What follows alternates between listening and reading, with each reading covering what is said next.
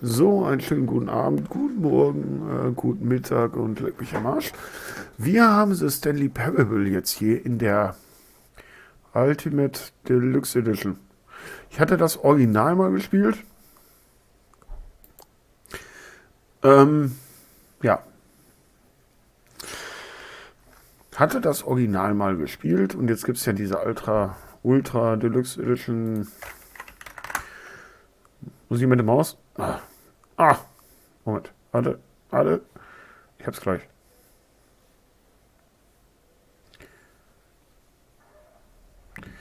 Wie funktioniert das mit der Maus? Ich finde mal, wir gehen mal oben in die Ecke. Ich sehe die Maus nicht. Oh nein. Deine aktuelle Zeit ein. Wir nehmen jetzt die Zeit. So. Ja, wenn die Maus angezeigt werden würde, wäre das alles einfach. Jedenfalls die Ultimate Edition. Die gibt es jetzt, die ist nachbearbeitet und Schwaller hier, Schwaller da, Schwaller überall. Und ja, ne? Das Spiel ist nachbearbeitet worden in einer Ultra Hau mich tot Edition und so weiter. Und ja. Und die wollte ich mir dann mal ansehen. Beziehungsweise wir gucken da mal rein. Ja. Das heißt, wir gucken da mal kurz rein. This is the story of a man named Stanley. Stanley worked for a company in a big building where he was employee number 427. Employee number 427's job was simple. He sat at his desk in room 427 and he pushed buttons on a keyboard. Orders came to him through a monitor on his desk, telling him what buttons to push, how long to push them, and in what order. This is what employee 427 did every day of every month of every year. And although others might have considered it soul-ending, Stanley relished every moment that the orders came in, as though he had been made exactly for this job. And Stanley was happy. And then one day, something very peculiar happened. Something that would forever change Stanley. Something he would never quite forget. He had been at his desk for nearly an hour when he realized that not one single order had arrived on the monitor for him to follow. No one had showed up to give him instructions, call a meeting, or even say hi. Never in all his years at the company had this happened, this complete isolation. Something was very clearly wrong. Shocked, frozen solid, Stanley found himself unable to move for the longest time. But as he came to his wits and regained his senses, he got up from his desk and stepped out of his office. Okay. Ich kann nur mal kurz in den Einstellungen gucken, jetzt hier.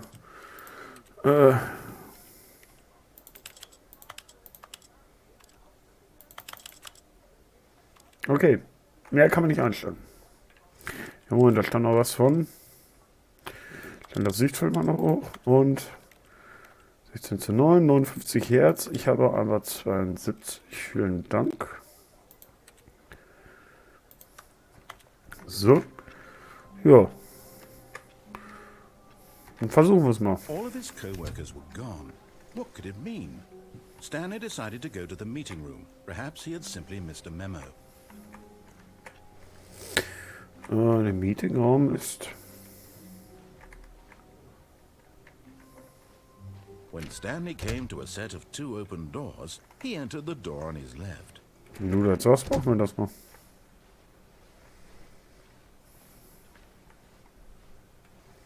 Das ist der Meetingraum. Yet there was not a single person here either. Feeling a wave of disbelief, Stanley decided to go up to his boss's office, hoping he might find an answer there. Coming to a staircase, Stanley walked upstairs to his boss's office.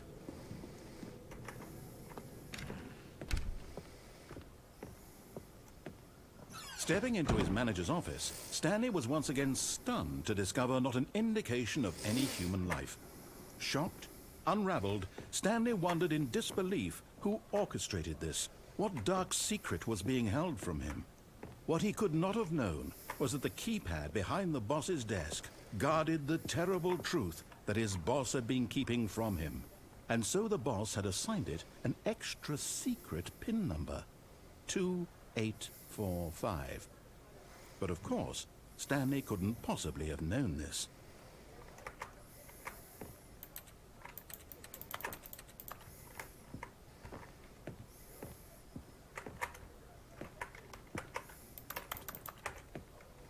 Stanley just sat around twiddling his thumbs. Trying to input anything on the device was useless, since he could never possibly know that the combination was by simply pushing random buttons on the keypad, Stanley happened to input the correct code by sheer luck. Amazing. He stepped into the newly opened passageway.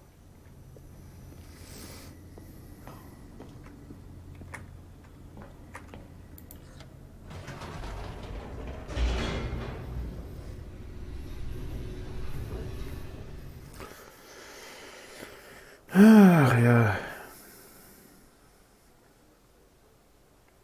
Descending deeper into the building, Stanley realized he felt a bit peculiar. It was a stirring of emotion in his chest, as though he felt more free to think for himself, to question the nature of his job. Why did he feel this now, when for years it had never occurred to him? This question would not go unanswered for long. Stanley walked straight ahead through the large door that read Mind Control Facility.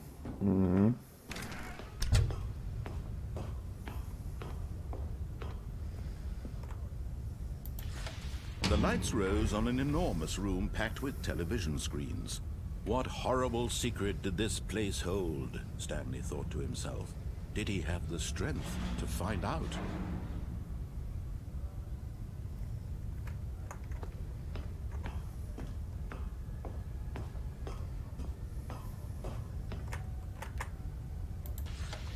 Now the monitors jumped to life, their true nature revealed. Each bore the number of an employee in the building, Stanley's co-workers. The lives of so many individuals reduced to images on a screen, and Stanley, one of them, eternally monitored in this place where freedom meant nothing.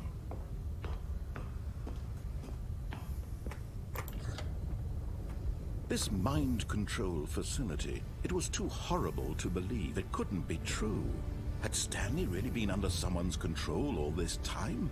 Was this the only reason he was happy with his boring job? That his emotions had been manipulated to accept it blindly? No, he refused to believe it. He couldn't accept it. His own life in someone else's control? Never! It was unthinkable, wasn't it? Was it even possible? Had he truly spent his entire life utterly blind to the world?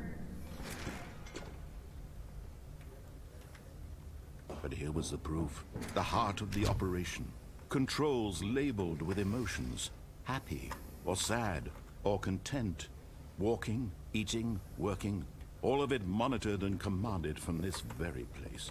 And as the cold reality of his past began to sink in, Stanley decided that this machinery would never again exert its terrible power over another human life. For he would dismantle the controls once and for all.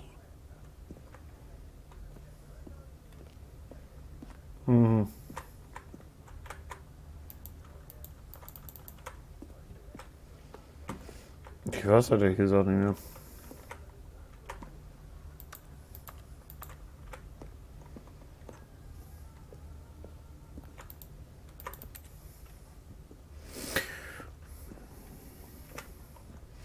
Satellite Power? Bin ich da nicht hergekommen?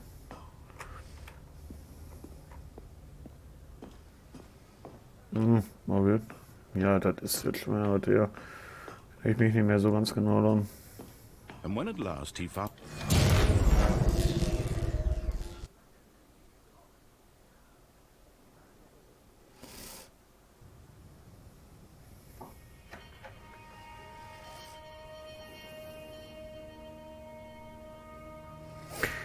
blackness and a rising chill of uncertainty. Was it over?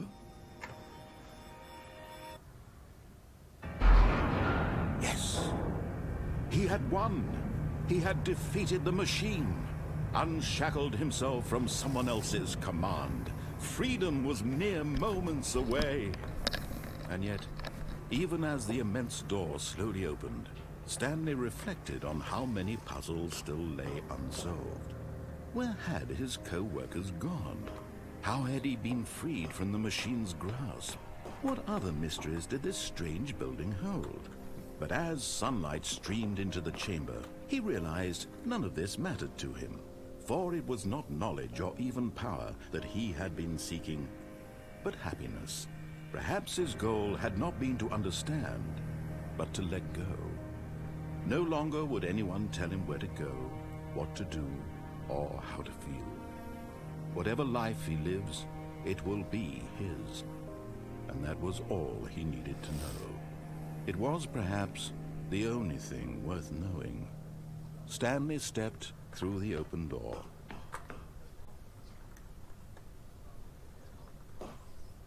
Stanley felt the cool breeze upon his skin, the feeling of liberation, the immense possibility of the new path before him. This was exactly the way, right now, that things were meant to happen. And Stanley was happy.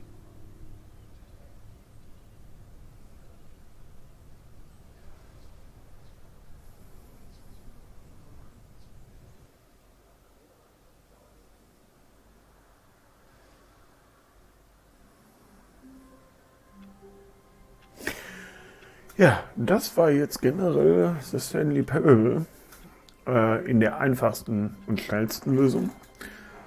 Natürlich können wir uns das noch weiter ansehen. Ansonsten würde ich erstmal sagen, wie gesagt, wir haben uns das angesehen. Es sieht ein bisschen anders aus, so Bartkleinigkeiten oder was. Sind anders, grafisch auch ein bisschen, ja, so minimal anders. Ne? Und es sind über, ich glaube über 100 verschiedene Lösungen, wie das Spiel beendet werden kann, drin. Wir haben uns das Grundprinzip jetzt noch angesehen. Ja, finde ich ganz okay. Und ja, können wir uns ja noch mal ansehen, wenn ihr Bock drauf habt, Kommentar drunter schreiben. Da ihr das nicht macht, habe ich ja mal Schwein in diesem Sinne. Man sieht sich. Und ja, guck mal, die 13 Minuten können wir jetzt noch voll kriegen. Ich müsste mir jetzt noch irgendwas einfallen lassen. Mir fällt natürlich nichts ein. Ja, 13 Minuten voll kriegen wäre schön. Wenn nicht, haben wir Pech gehabt. In diesem Sinne, macht's gut, Nachbarn.